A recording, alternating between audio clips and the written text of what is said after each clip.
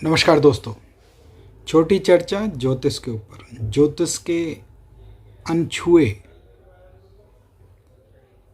पक्ष, ऐसे महत्वपूर्ण तथ्य जिनके कारण से पूरा जन्मांग, पूरी जन्म पत्रिका, जन्म लगन, उसके योग किस प्रकार से परिवर्तन करते हैं, क्या उनसे सहायता मिल सकती है, उन्हीं के ऊपर। पंचांग के ऊपर पहले भी बहुत खंड बनाए, फिर पुनः एक खंड आप लोगों के साथ साझा कर रहे हैं। पंचांग के जो 5 अंग हैं वो किस प्रकार से व्यक्ति के जीवन में उपाय ज्योतिष के रूप में काम करते हैं, उस पंचांग से क्या प्राप्ति होती है, क्या हो सकती है, उन्हीं के ऊपर। पीछे खंड में भी कहा कि योग के ऊपर, जब वृद्धि नामक योग के ऊपर खंड बनाया था, तो उसमें आप लोगों के साथ, आप सभी के साथ ये साझा किया था कि योग क्या है। सूर्य एवं चंद्रमा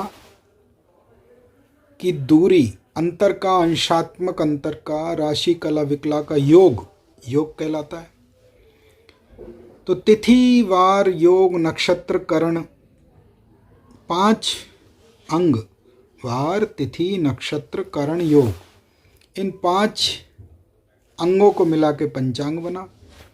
और पंचांग किस प्रकार से सहायता प्राप्त करता है, जैसे पिछली खंड में आप लोगों के साथ साझा किया ही था कि जो वृद्धि नामक योग है वो कैसे आपको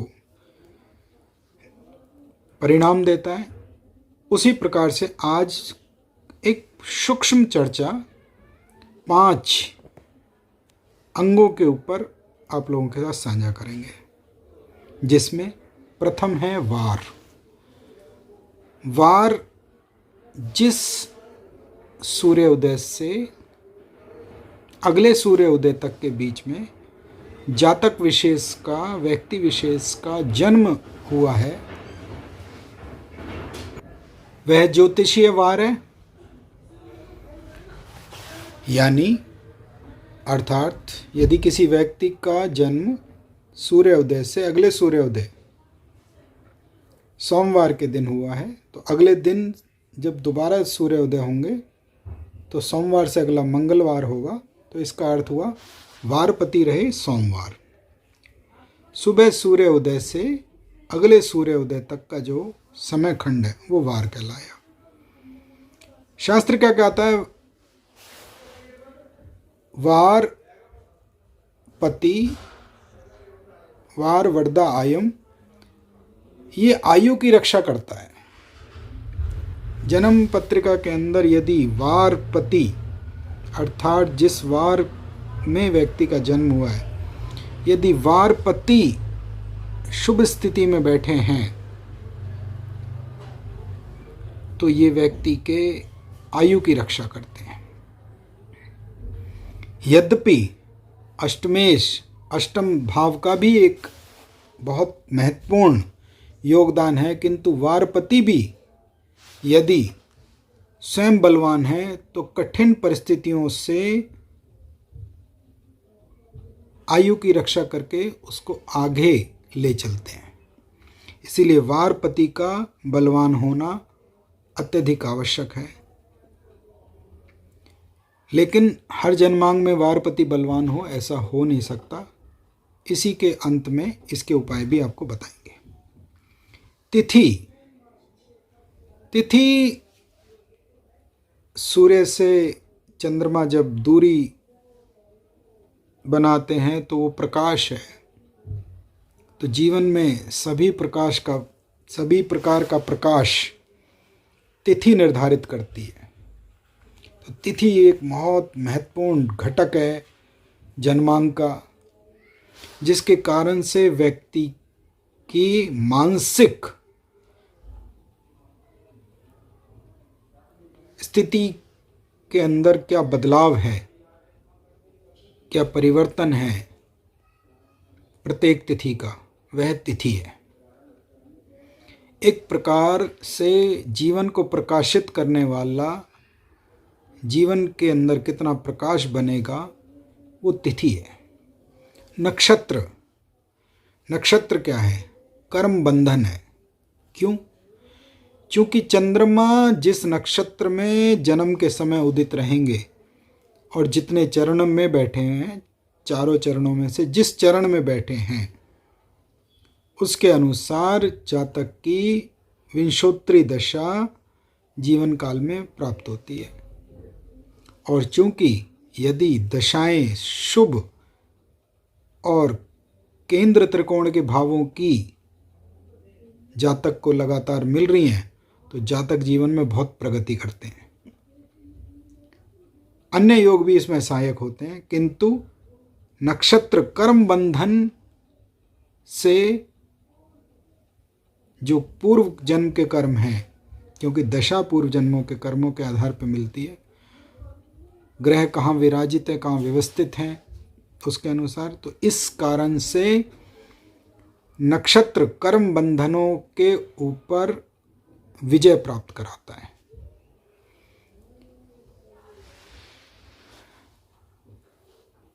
चौथा अंग करण। तिथि का आधा भाग करण है, जो व्यक्ति की कार्यशैली को बताता है, व्यक्ति की इच्छा शक्ति को बताता है। इच्छा शक्ति हमारे अंदर का वो दृढ़ विश्वास है कि इस कार्य को मैं करूं तो इससे मुझे क्या लाभ प्राप्त होगा। इसलिए करण व्यक्ति के जीवन की कार्यशैली को निर्धारित करता है।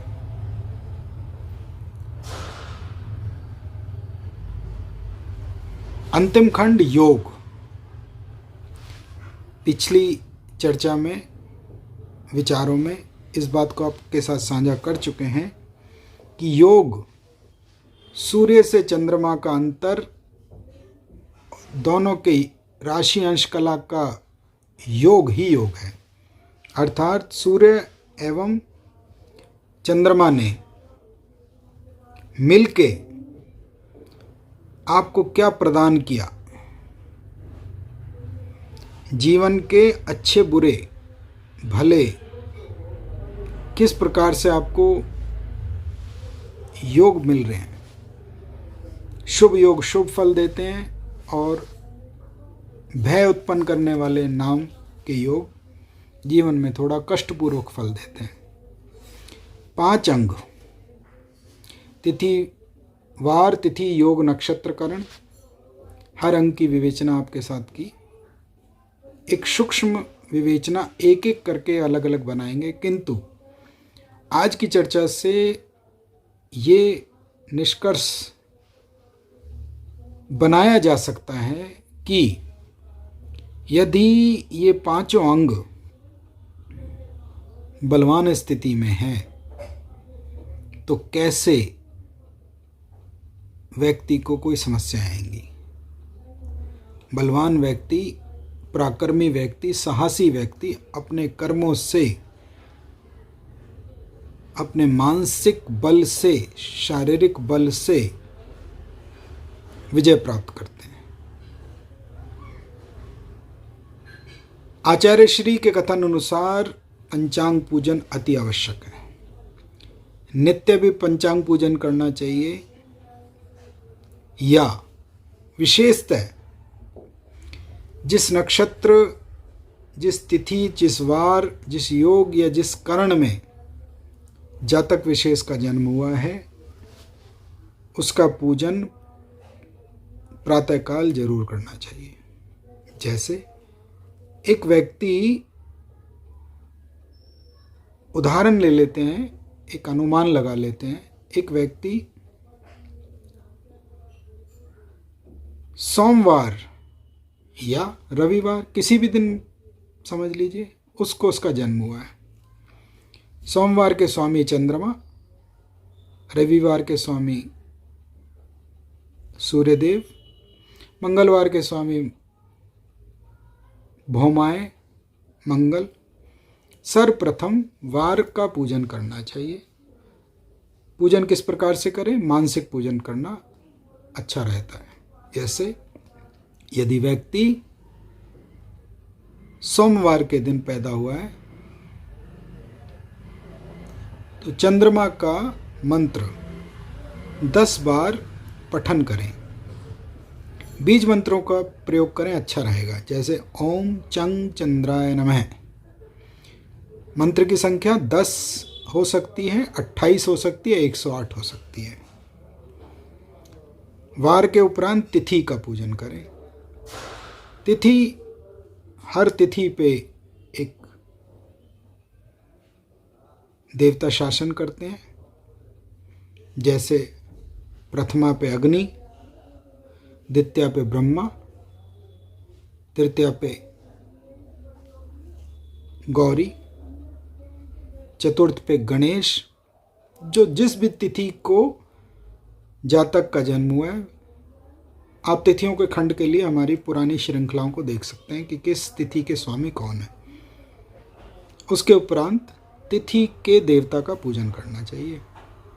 साथ ही साथ तिथि की संज्ञा एवं तिथि का नाम, तिथि की संज्ञा जैसे नंदा भद्रा जया रिक्ता पूर्णा, तो जिस खंड में वह तिथि आ रही है उस तिथि की संज्ञा को भी संबोधन करें। ओम नंदाय नमः, ओम नंदाय नमः। इसके साथ साथ प्रथमा षष्ठी एकादशी नंदा तिथियाँ ओम प्रथमाय नमः, ओम षष्ठी नमः, जो संबंधित तिथि पे जातक का जन्म हुआ है। साथ ही उस तिथि के देव जो हैं उनका मंत्रोच्चारण भी 10 बार, 28 बार, 108 बार किया जा सकता है। तिथि के उपरांत तिथि, वार, तिथि, नक्षत्र। 27 नक्षत्र मूलतः ज्योतिष शास्त्र के अंदर प्रचलित हैं। नक्षत्र तो अनेक हैं, असंख्य हैं, किंतु भचक्र क्रांति व्रत के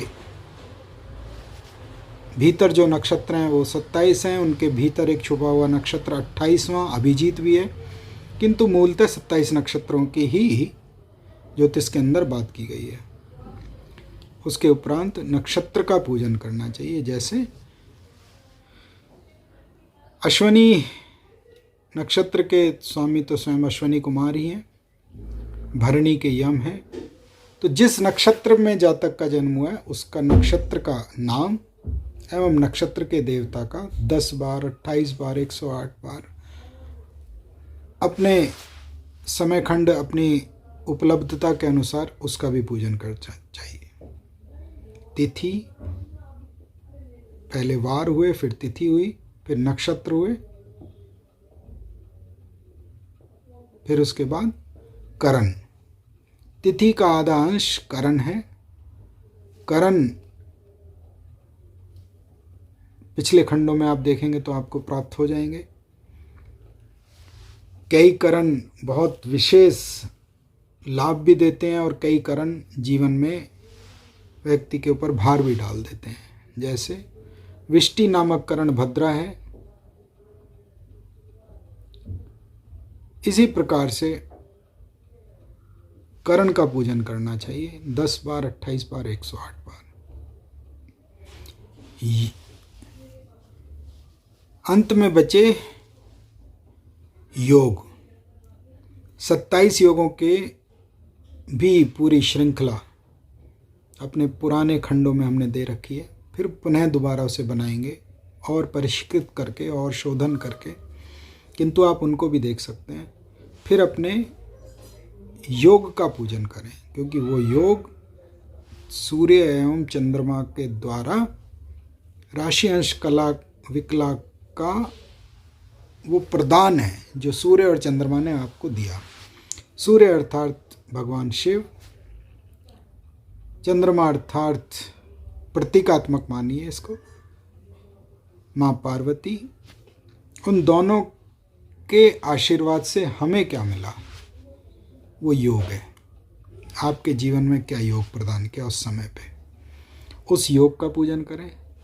वार का पूजन आयु, तिथि का पूजन संपूर्ण मिलने वाला प्रकाश, नक्षत्र का पूजन पूर्व जन्म के बंधन, करण का पूजन कार्यशैली, एवं अंत में योग। दोनों की संयुक्त युति ने, सूर्य चंद्रमा की संयुक्त युति ने हमें क्या प्रदान किया। जब इनका उच्चारण रोज करेंगे, अब इसे एक उदाहरण के माध्यम से समझ लेते हैं। हमारा कुछ नाम हो सकता है, हमारे कुछ नाम की कोई संज्ञा हो सकती है, किसी का कुछ नाम हो सकता है, किसी का कुछ। जब पुनः पुनः उस नाम का उच्चारण किया जाएगा तो नाम अपने आप में प्रचलित होता है, प्रकाशित होता है, जन समुदाय के बीच में एक परिचय बनाता है।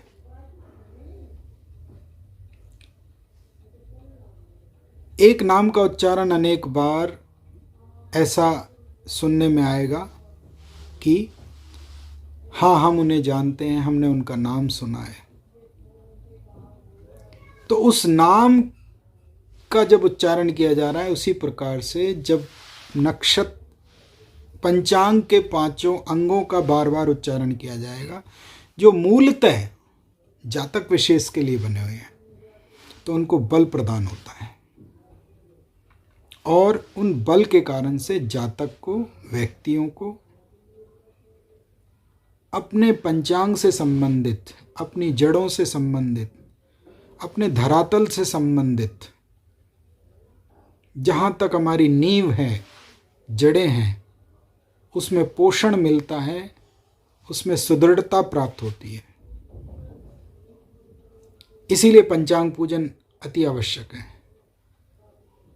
जो ज्योतिष के जानकार हैं उनके लिए भी, और जो ज्योतिष के बारे में जानना चाहते हैं उनके लिए भी। यदि वो अपने पंचांग पूजन या अपने जन्म समय का पंचांग जानते हैं तो नित्य प्रातःकाल अपनी दैनिक पूजा के उपरांत अपना पंचांग पूजन भी करना चाहिए। जिस प्रकार से हम अपने नाम का विवरण अपने कार्यालय के आगे, अपने भवन के आगे लगाते हैं, उसी प्रकार से वो पंचांग हमारे वैदिक सनातन पद्धति से जुड़ा हुआ है, जो हमें ईश्वरीय शक्तियों ने प्रदान किया है। बहुत लाभकारी होता है ये। कहीं से आयु प्राप्त हो रही है, आयु का रक्षण हो रहा है, कहीं से कर्म बंधन के ऊपर विजय प्राप्त हो रही है। इसीलिए पंचांग पूजन अति आवश्यक है। छोटी चर्चा ज्योतिष में आपने भाग लिया, धन्यवाद, प्रणाम, खुश रहिए। नई रोचक जानकारियों के लिए आपके साथ बने रहेंगे। चैनल को सब्सक्राइब भी कर सकते हैं, लाइक भी कर सकते हैं। धन्यवाद। अपना, अपने परिवार का, देश का, समाज का, सभी का बहुत ध्यान रखिएगा। प्रणाम, खुश रहिए, प्रसन्नचित रहिए।